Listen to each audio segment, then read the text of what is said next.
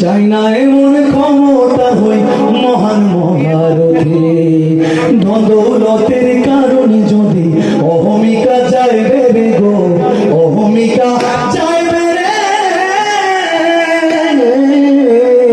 চাই নাই প্রয়োজন এমন দৌলত নিয়া নিও সব কেড়ে, পথ হারালে দিশা দিও,